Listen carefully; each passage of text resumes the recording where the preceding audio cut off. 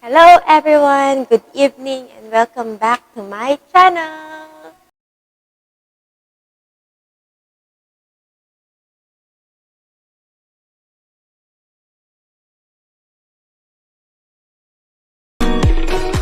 This is Jophiel Angela and you are in my channel and you're watching my vlog right now.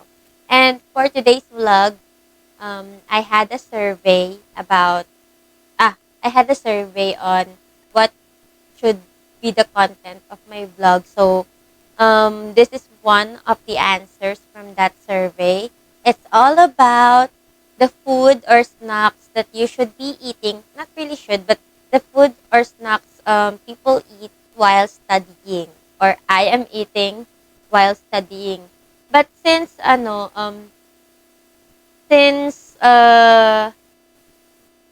later, I'll tell later. So, I also did a survey.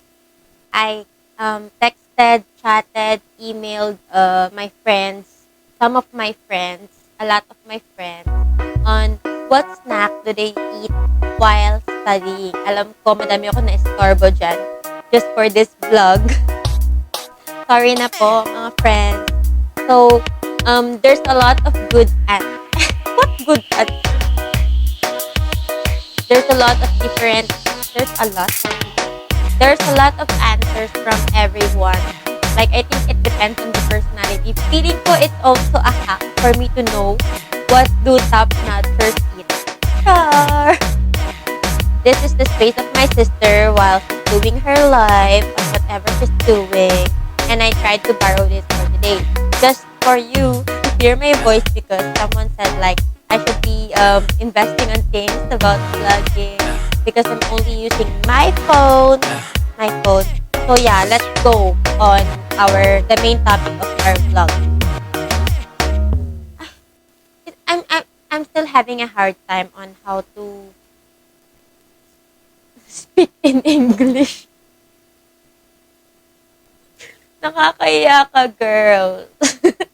Okay, so I think my voice naman is heard with my little microphone. I hope if you watch this video, stay tuned. You will learn what do the top notchers eat and we will eat it. For us to be top notcher. Char lang. So yun, let's see the responses. I'll show you the responses. Ayun. So let's see first. Medyo madaming dead air tong vlog mo. Kasi, alam mo yun. Ala. Sorry naman. So, ayan. I'll just be holding my microphone for a better coverage of my ugly voice. So, let's start the survey. I don't know how to edit this video na ipapakita ko sa sides yung mga response nila. Pero let's make it anonymous, so I'll just be reading it. Ayan.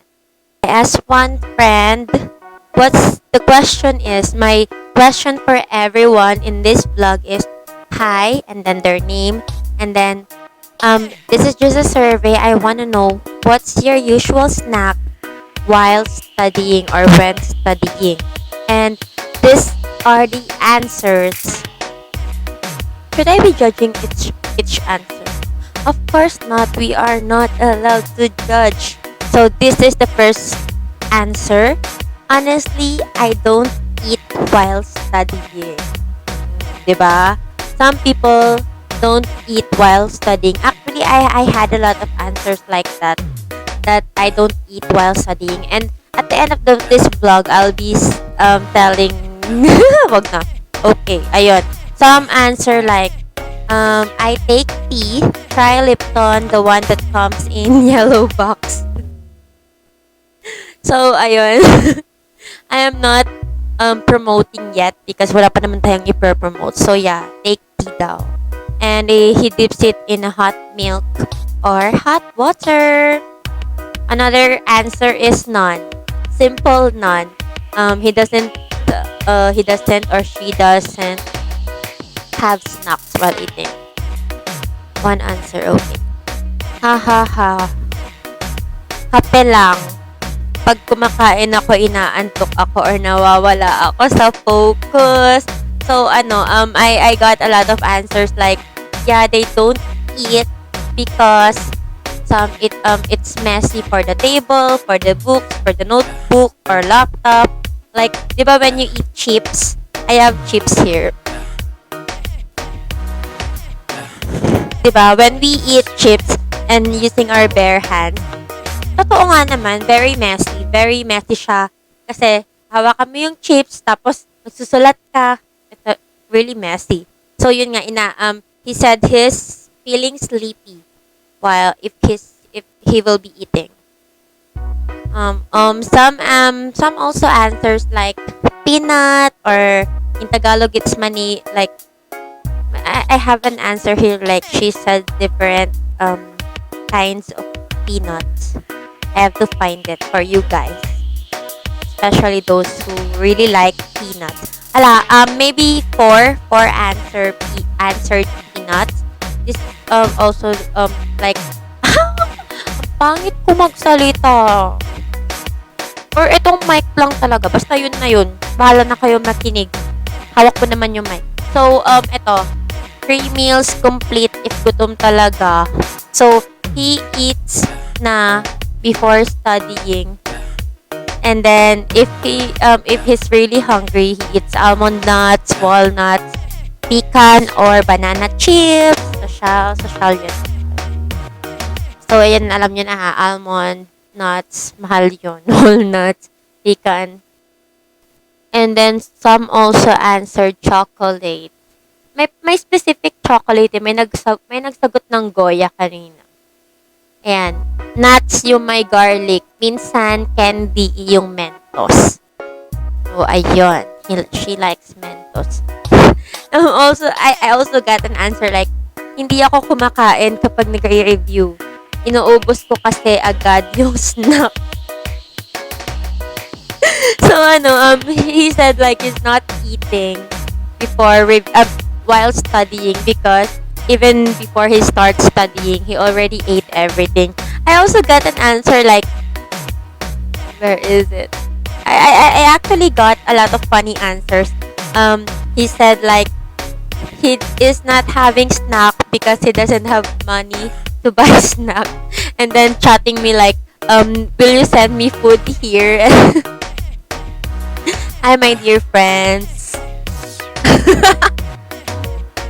Ayun. So, eto. Next is, hi, Job. I don't usually eat while studying. Ano pa ba? I'm getting a lot of answers like, they don't usually eat while studying kasi it's really disturbing for them or distracting for them. Like, it's true that because when you're actually eating and studying, sometimes it's okay, they don't eat because it's messy, it's too distracting for them. It's true because you're multitasking, you're already reading. So, your mind is working at the same time. Your mouth is working, your hand is working, your stomach is working, it's everything working. So, I think it's better to eat first before we study. But some is like, when you eat first before studying, diba? It makes you sleepy. Very wrong yung sound effect na yun. So, ano ba yan, sis? Ang hirap naman mag-vlog. Okay, let's see more answers. Eto, they answered like, she's just drinking, inumin lang, minsan coffee ko 78, this vlog is not sponsored, or minsan milk or tea, or homemade milk tea. If you're following me on my Instagram, I always do my homemade coffee. Everything is homemade from the syrup down to not the coffee beans, but every syrup I put on my coffee is homemade. Mani, eto, one answer said like, kitchirya pag nakaluwag-luwag, chocolate, gaya ng Goya. Yeah, and then this is like a very rare answer.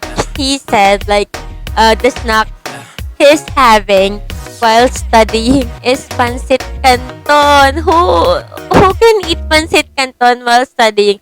We're not judging. It's his way of studying.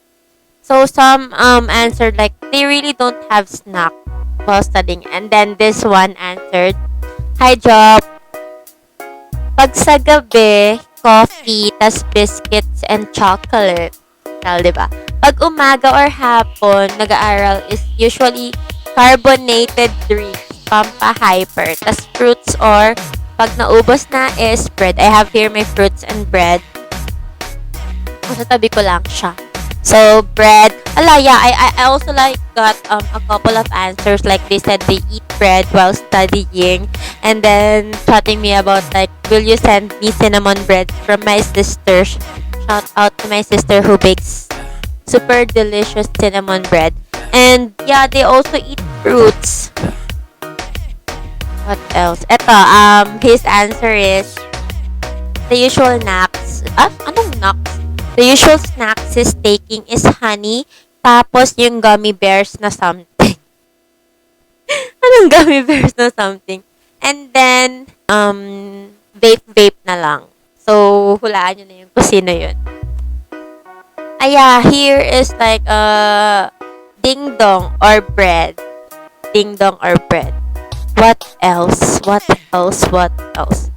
And one friend also sent me her snacks. Madumi yung screen. Ayan. That's her snacks. So, it's a nacho king chunky salsa together with the nachos. So, siya. It's like food trip, diba? While studying.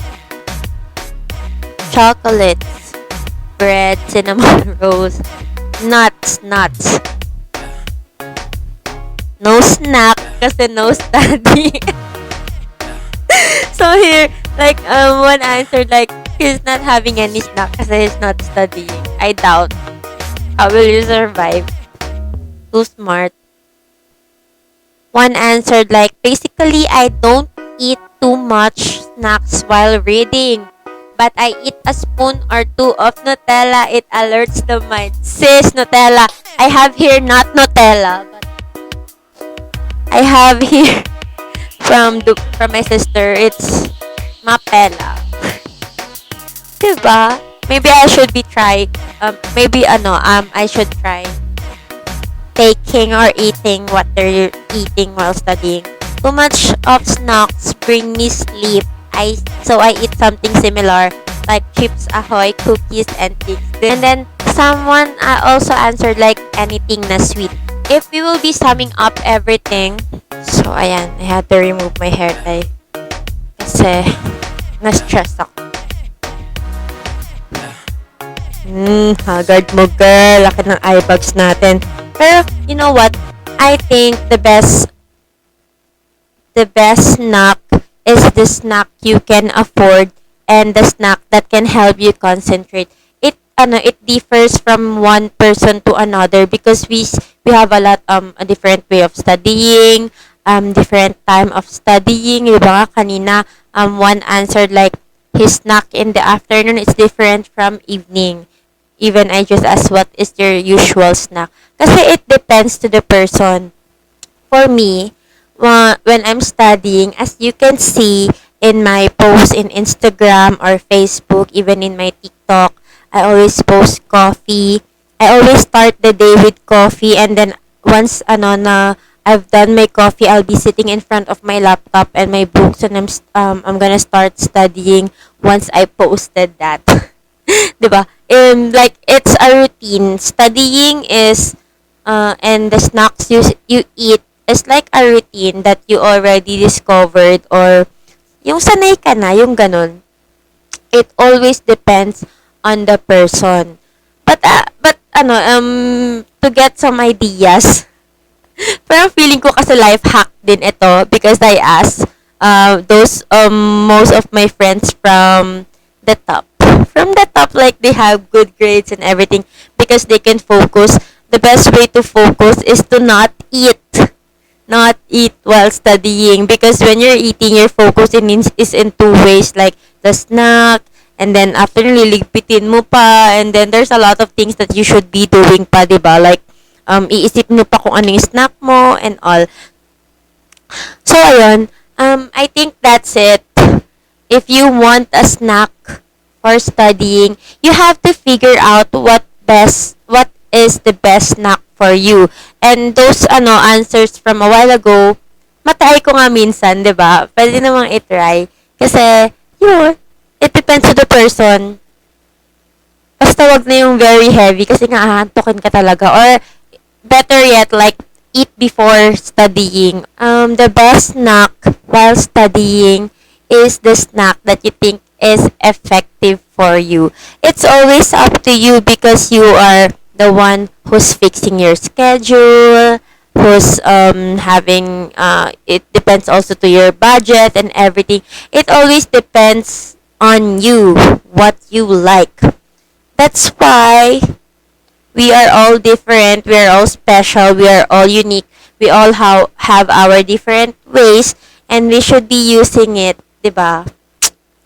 If you have any suggestions, more suggestions for my vlogs, you can comment it down below. Or if you have suggestions on how to improve my vlogging or my vlog or my editing or whatsoever, you can PM me. I reply. So yun, happy studying to all med students, to also other medical courses students, and to all students.